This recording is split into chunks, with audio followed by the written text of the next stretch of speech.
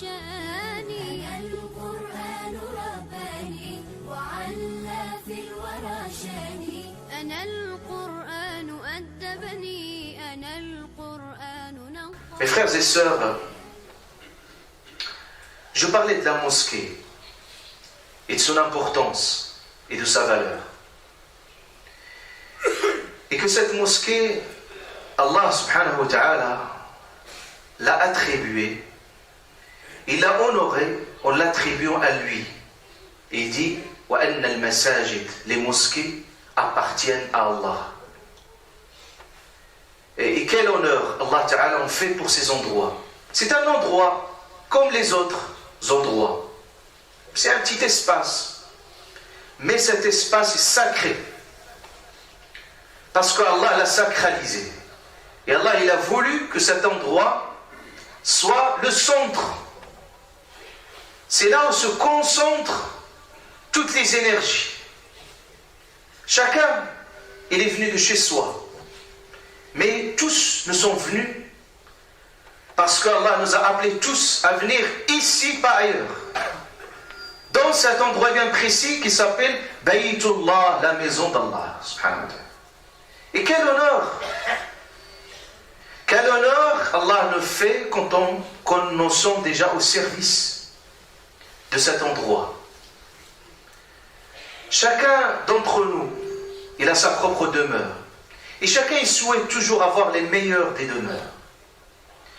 Et il souhaite aussi que sa demeure, qu'il puisse s'épanouir, qu'il puisse avoir toutes les conditions dignes pour qu'il puisse jouir, lui et sa famille. Mais Bayt Allah, la maison d'Allah subhanahu wa ta'ala, devrait être le lieu qui est le reflet de ce que nous sommes. De ce que nous sommes. Est-ce que finalement nous valorisons assez ce qu'Allah ta'ala a rendu sacré? Est-ce qu'Allah a valorisé? C'est un signe fort de la foi. Allah ta'ala dit وَمَنْ يُعَظِّمْ, celui qui glorifie, qui honore ce qu'Allah a honoré, c'est un signe marquant de la foi. En faisant des mosquées les plus belles des endroits. Nos ancêtres qui ont bien compris ce message ont fait des mosquées des plus belles des architectures dans le monde. Là, quand vous entrez dans une mosquée, vous y entrez vraiment dans un lieu digne, beau, magnifique, honorable. Par quoi? Parce que c'est là, c'est l'image que nous donnons de nous-mêmes dans ces endroits et dans ces lieux sacrés. Et là, les mosquées, Allah Ta'ala a ordonné à Sayyidina Ibrahim alayhi salam, et il fait l'honneur. Et il lui donne l'autorisation de construire le premier lieu du culte.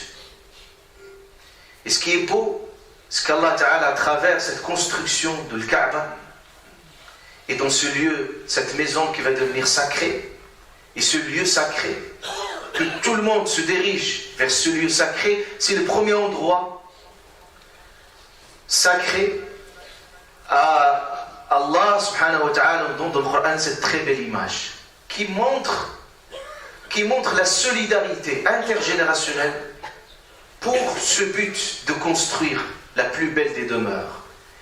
Et l'image qui était très forte où Allah Ta'ala parle de Ibrahim et de son fils Ismaël. Il y avait le père et il y avait le fils. Et tous ensemble, main dans la main, ils construisaient. Et même, ils construisaient par leurs propres mains. Il dit Allah Ta'ala, il dit Yarfa Ibrahim al-Qawa'id min al-Bayt wa Ismaïl, les deux, ensemble. Et c'était ça quoi leur souhait? Ibrahim, il a fait cette invocation, alayhi salam, pour que les cœurs se dirigent vers ce lieu. Et c'était quoi leurs invocations? Ils ont dit Rabbana taqabbal minna, oh Allah, accepte de nous. Si Allah Ta'ala accepte le moindre centime que vous donnez, et le moindre effort, le moindre investissement pour la mosquée, c'est ça ce qui va vous sauver en Qiyamah. Si vous venez vers Allah subhanahu wa ta'ala avec le seul acte, comme quoi, et surtout l'intention, doit être très très très très forte. Si vous faites et vous venez, et vous construisez, vous participez, vous venez juste avec cette belle intention de dire Allah, je suis au service de ta demeure. Et j'ai fait tout pour ta demeure. Peut-être je n'ai pas fait assez d'autres choses, de belles choses, mais j'ai fait ça. Et je compte sur ça. Yawm al-Qiyam, qu'Allah subhanahu wa ta'ala nous sauve. Vous savez que cet acte-là auprès d'Allah, il est énorme. Il est énorme. Vous n'imaginez pas la valeur parce que là, vous venez avec Allah subhanahu wa ta'ala avec un don de soi pour sa demeure et pour la mosquée d'Allah subhanahu wa ta'ala. J'ai dit le plus dangereux. On peut faire plein de choses. On peut agir de différentes façons. Mais surtout, éloignons-nous de faire du mal à la mosquée, à la maison d'Allah subhanahu wa ta'ala. Par n'importe quel geste, intentionné ou non intentionné, faisons attention qu'on soit un obstacle pour que la maison d'Allah, la demeure d'Allah subhanahu wa ta'ala, cette lumière puisse jaillir. Allah ta'ala a parlé de ce verset dans Sourate la lumière pour nous dire c'est là la centrale de la lumière, c'est là, pas ailleurs. Celui qui cherche le chemin de la lumière dans un autre chemin, il ne pourra jamais trouver ce chemin. Ce chemin, il était là. C'est vers ces mosquées, vers la maison d'Allah subhanahu wa ta'ala. Et quand on entre dans la mosquée, vous savez le dua qu'on fait, qu'on dit oh Allah, ouvre-nous les portes de ta miséricorde. Chacun, Sahaba, ils étaient comme ça. Quand ils avaient des soucis, quand ils avaient besoin de chercher rahma, le bonheur, c'était le premier réflexe, c'est d'aller à la mosquée. Un Nabi alayhi salatu wassalam, quand il voyageait, quand il arrivait dans une ville, le premier réflexe, c'est qu'il se dirige vers la mosquée, vers ce lieu. Et la mosquée, la maison d'Allah subhanahu wa ta'ala, la mosquée prophétique, comment il était? Quand on y entre, on trouve vraiment qu'on ressent cette sérénité, cette lumière. Vous avez des gens qui prient, vous avez des gens qui invoquent Allah, vous avez des gens qui lisent le Coran al-Karim, vous avez des gens qui étudient. C'est pour ça que je dis faisons attention. Ne transformons pas ces lieux qu'Allah Ta'ala a valorisés en lieux de calomnie, de lieux de dire n'importe quoi, c'est-à-dire et agir de n'importe quelle façon. Il faut absolument que nous devons respecter, avoir le respect absolu à la lettre quand il s'agit de ces demeures et de la maison d'Allah subhanahu wa ta'ala.